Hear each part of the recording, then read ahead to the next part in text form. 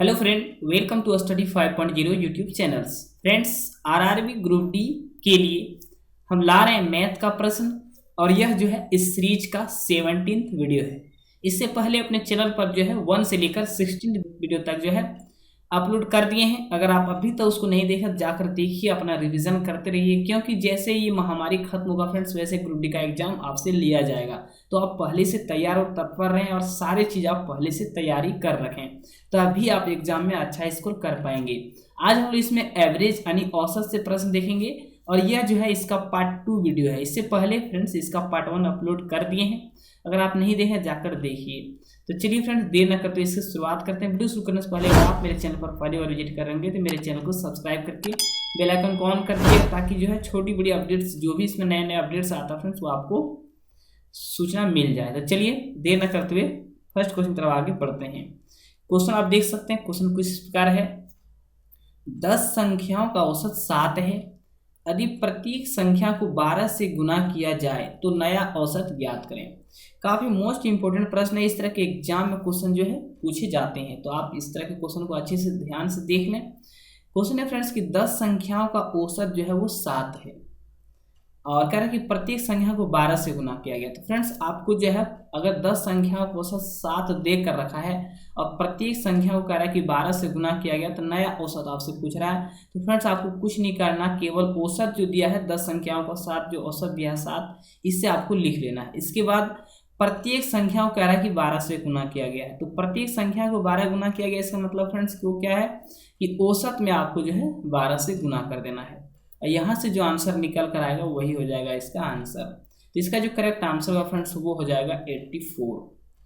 आपको इसमें कुछ नहीं करना है, केवल जो औसत दिया गया उसी को आपको 12 से गुना कर देना है, क्योंकि प्रत्येक संख्या में गुना ना करके आप औसत में ही गुना कर दें, यहाँ से आपका करेक्ट आंसर आ जाता है।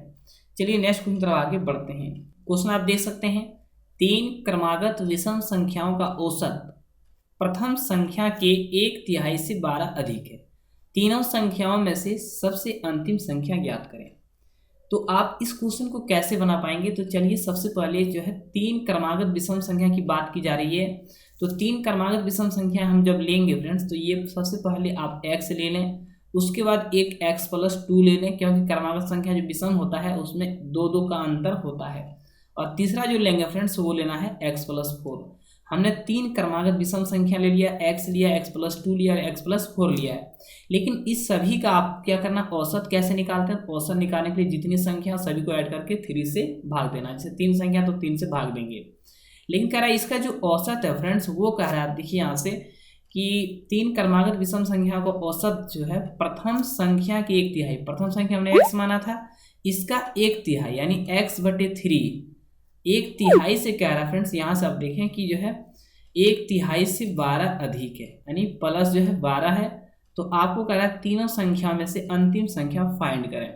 यहाँ से फाइनली आप जब इसे सॉल्व करेंगे तो यहाँ से जो आंसर निकल कर आएगा तो वही हो जाएगा करेक्ट आंसर। अब यहाँ से देखें कि 1x यहाँ 2x और 3x, ऊपर में जो है 3x है, इस चीज़ को आपको लिख लेना है प्लस।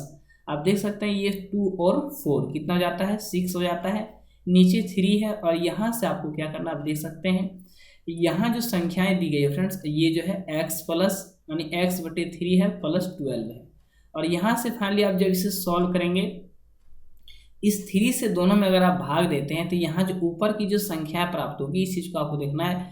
इस 3 से जब ऊपर में भाग देंगे तो ये 3 से ये 3 एक बार कट जाएगा और इसी 3 से जब 6 को ये 2 टाइम में कटेगा, यानी x+2 जो है ऊपर में मान निकल कर आएगा और यहाँ है x/3 और +12। इसे जब फाइनली आप सॉल्व करेंगे फ्रेंड्स तो ये निकल कर कुछ इस प्रकार आएगा। यहाँ से हो जाएगा x और x/3 और ये 12 माइनस यानी कह सकते हैं 2 आएगा यहाँ निकल करके। इसे फाइनली आप जब सॉल्व करेंगे, यहाँ से जो x का मान निकल कर आएगा तो यहाँ हो जाएगा 3x और यहाँ हो जाएगा x और यहाँ है 10। इस चीज़ को आपको देखना है, 3x में से एक x जाएगा, 2x बचेगा, 2x/3 और यहाँ 10। फिर 2 से जब इसे कटाएंगे 1 टाइम में ये 5 टाइम, यानी x का मान आप 15 निकाल लिए। यहाँ से फ्रेंड्स एक चीज़ आपको ध्यान देनी है कि कह रहा है कि हमने केवल क्या है अभी x का मान फाइंड किया है और x माने सबसे छोटी संख्या, इसका मान आ गया 15। लेकिन आपको फाइंड क्या करना है, इस सबसे अंतिम संख्या ज्ञात करें। सबसे अंतिम संख्या हमारा क्या है, x+4 है, तो x+4 का ही मान इसमें क्या करा, फाइंड करने। यहाँ से 15+4 जब आप ऐड करेंगे दोनों को तो 19 निकल कर आएगा, और यही इसका करेक्ट आंसर हो जाएगा। आप देख सकते हो ऑप्शन नंबर ए इसका मैच कर रहा। तो मैं उम्मीद करता हूँ फ्रेंड्स कि आप इस क्वेश्चन को अच्छे से समझ गए होंगे। चलिए नेक्स्ट क्वेश्चन तरफ आगे बढ़ते हैं। नेक्स्ट क्वेश्चन आप देख सकते हैं कुछ इस प्रकार है, एक व्यक्ति का प्रथम 5 माह का औसत व्यय 5,000 रुपये तथा अगले 7 माह का औसत व्यय जो है 2,300 रुपये है, उसका औसत मासिक व्यय ज्ञात करें। तो यहाँ से आप एक चीज़ समझें कि जो है 5 महीने में वो 5,000 रुपये खर्चे कर रहे हैं, यानी 5 महीना का जो है औसत व्यय 5,000 रुपये है। तो 5 महीना का औसत व्यय अगर 5,000 रुपये है तो टोटल अगर 5 महीने का निकाला जाए तो वो जो है 25,000 रुपये क्या कर रहे हैं, खर्च कर रहे हैं। फिर कह रहा है कि अगले 7 माह का औसत व्यय, 7 माह का जो औसत व्यय है वो 2,300 रुपये है। इसको अगर टोटल किया जाए फ्रेंड्स तो ये जो है यहाँ से जो निकल कर आएगा वैल्यू, अब यहाँ से मल्टीप्लाई कर लें तो मल्टीप्लाई करने पर कितना आएगा आप यहाँ से देख सकते हैं, कुछ इस प्रकार आएगा। मतलब 00 हो जाएगा फ्रेंड्स, और 7 का जब 3 से उसका पढ़ेंगे तो हो जाएगा 1, और में मतलब रिमेनिंग रहेगा 2। तो यहाँ से फ्रेंड्स आप क्या करेंगे, मतलब कुछ इस प्रकार आएगा 16,100 निकल कर आएगा, यानी 7 महीने का जो है वो 16,100 निकल कर आएगा। यहाँ से आप फाइनली जो इसे गुना कर लेंगे। लेकिन आपसे ये कही जा रही है कि फ्रेंड्स की जो है टोटल उनका क्या है व्यय 25,000 था और प्लस 16,100, ये जो है इसका व्यय रहा 12 महीने का। लेकिन इसका टोटल औसत निकालना है तो 12 से इससे आप भाग देते हैं। ये सभी को जो ऐड करेंगे फ्रेंड्स तो ये 25,000 और 16,000 हो जाएगा 41,100 रुपये। और 41,100 को जब अब 12 से कह रहा है कि देखिए इसका मासिक व्यय ज्ञात करें, मासिक व्यय यानी औसत मासिक व्यय। तो 12 महीने का अगर औसत वार्षिक इसका मतलब मासिक व्यय ज्ञात किया जाए तो यहाँ से अब जब कटाएंगे तो ये 1 टाइम है और ये पूरा पूरा करता है फ्रेंड्स। आप यहाँ से देख सकते हैं 34,25, यानी इतने टाइम में ये कट जाएगा और यही इसका करेक्ट आंसर हो जाएगा। 34,25 रुपये इसका जो है मासिक व्यय हो जाएगा। तो कौन सा ऑप्शन मैच कर रहा है, तो ऑप्शन मैच कर रहा है इसका ए। तो मैं उम्मीद करता हूँ कि आप इसे अच्छे से समझ गए होंगे। चलिए नेक्स्ट क्वेश्चन तरफ आगे बढ़ते हैं। नेक्स्ट क्वेश्चन आप देख सकते हैं, क्वेश्चन कुछ इस प्रकार है, 10 संख्याओं का औसत 15 ज्ञात किया गया। बाद में ज्ञात हुआ कि औसत ज्ञात करते समय एक संख्या 36 के स्थान पर 26 अंकित कर दी गई, सही औसत क्या होगा। एक चीज आपको इसमें ध्यान से समझना है कि 10 संख्याओं का जो औसत है वो 15 है, लेकिन बाद में ज्ञात हुआ कि फ्रेंड्स की जो है 36 के स्थान पर 26 लिया गया। इसका मतलब ये होता है, आप चीज़ें थोड़ा ध्यान से देखें कि जो है औसत मेरा 15 था, लेकिन क्या इसमें क्या गया है कि 36 के स्थान पर जो है 26 लिखा गया है। इसका मतलब 36 के स्थान पर 26 लिखा गया, तो इसलिए औसत मेरा कम हुआ। अगर 26 नहीं लिख करके हम 36 लिखते तो औसत ये 15 से बढ़ जाता, कुछ ज़्यादा हो जाता 15 से। लेकिन अभी औसत मेरा क्या है 15 है, लेकिन हम लोगों ने क्या किया कि 36 के स्थान पर 26 ले लिया, तो कितना कम करके लिया था। तो आप देखेंगे 36 में 26 जब माइनस करेंगे तो 10, ये 10 और अगर रहता हमारे संख्या में ऐड हुआ रहता तो यहाँ से औसत निकलता और थोड़ा बढ़ जाता औसत। लेकिन आप देख रहे होंगे कि यहाँ जो है 10 जो है और अधिक लेना था, हमने 10 कम ले लिया।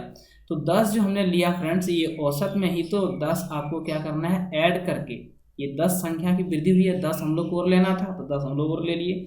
लेकिन औसत निकालने के लिए 10 संख्या से आपको क्या करना, भाग भी देना है। ये चीज़ को आपको देखना है कि 10 संख्या वृद्धि हुआ, लेकिन कितना में 10 संख्या, 10 ज़्यादा बढ़ गया लेकिन 10 संख्या था। तो यहाँ से आपको क्या करना है कि औसत में भी जो है यहाँ से वृद्धि होगा, 1 वृद्धि हो जाएगा, ये सब कटाएंगे तो यहाँ से 1 आएगा, यानी कुल जो वृद्धि होगा फ्रेंड्स औसत जो है सही औसत 16 होना चाहिए था। लेकिन हम लोगों ने क्या किया था 36 के स्थान पर 26 ले लिया, तो औसत हम लोग का 1 घट गया। इसका करेक्ट आंसर आप देख सकते हैं कौन सा ऑप्शन मैच कर रहा है, ऑप्शन ए 16 हो जाएगा इसका करेक्ट आंसर। चलिए नेक्स्ट क्वेश्चन तरफ आगे बढ़ते हैं और इसे समझ लेते हैं। क्वेश्चन है 24 छात्रों तथा अध्यापक की औसत आयु 15 वर्ष है। जब अध्यापक की आयु निकाल दी जाती है तो औसत आयु 1 वर्ष कम हो जाती है। अध्यापक की उम्र ज्ञात करें। तो यहाँ से आपको एक चीज़ क्लियर हो गया होगा फ्रेंड्स कि 24 छात्र और 1 अध्यापक थे और सभी का औसत आयु जो है 15 वर्ष दिया है, यानी 24 और 1 कह सकते हैं कि 25 आदमी रहा होगा जिसका औसत जो है फ्रेंड्स 15 ईयर्स दिए हुए हैं। टोटल अगर हम इसको करें तो ये दोनों को अगर मल्टीप्लाई करते हैं तो टोटल आप यहाँ से जब इसको मल्टीप्लाई करेंगे तो कुछ मल्टीप्लाई होकर के इस प्रकार आएगा। 15 का 5 से मल्टीप्लाई करेंगे तो आएगा 75 और यहाँ 5 हो जाएगा। फिर यहाँ से आप जो है इसको जब गुना करेंगे तो मतलब गुना करने पर 375 आता है टोटल। ये 375 क्या है, वर्ष है, टोटल उम्र है। लेकिन अब कह रहा है कि फ्रेंड्स की जो है जब अध्यापक की आयु निकाल दी जाती है, पहले तो 25 आदमी थे, अब अध्यापक को वहाँ से निकाल दिया गया, तो आप कह सकते हैं केवल जो है 24 आदमी रहे होंगे। और ये 24 आदमी रहे, लेकिन इसका उम्र भी जो है औसत वर्ष आप देख सकते हैं कि औसत आयु 1 वर्ष कम हो जाती है। जब अध्यापक निकल जाते हैं तो यहाँ से क्या होता है, औसत वर्ष जो पहले 15 था अब वो 14 हो जाता है। और फाइनली यहाँ से अब इसे गुना करके जब यहाँ से अब इसमें से इसको माइनस करेंगे तो आंसर निकल कर आएगा। तो यहाँ से आप जब इसको मल्टीप्लाई करेंगे फ्रेंड्स तो कितना निकल के आएगा, 14 का जो 4 से मल्टीप्लाई होगा 56 का 6 हो जाएगा, 5 रिमाइंडर रहेगा। और 14 से जब से यहाँ से माइनस करेंगे तो कुछ मतलब 336 वर्ष निकल कर आएगा। तो ये था पूरा टोटल आदमी का। इसमें ये है अध्यापक के चले जाने के बाद इतना जो है रह गया। यहाँ से आप जब इसे माइनस करेंगे फ्रेंड्स तो यहाँ जो है 39 वर्ष निकल कर आएगा। और यही 39 वर्ष क्या हो जाएगा, अध्यापक की उम्र हो जाएगा। यही जो है इसके कह सकते हैं कि अध्यापक के चले जाने के बाद, अध्यापक अगर रहते तो 375 वर्ष उम्र था कुल, लेकिन अध्यापक जब चले गए तो केवल जो है 336 वर्ष उम्र शेष रह गया।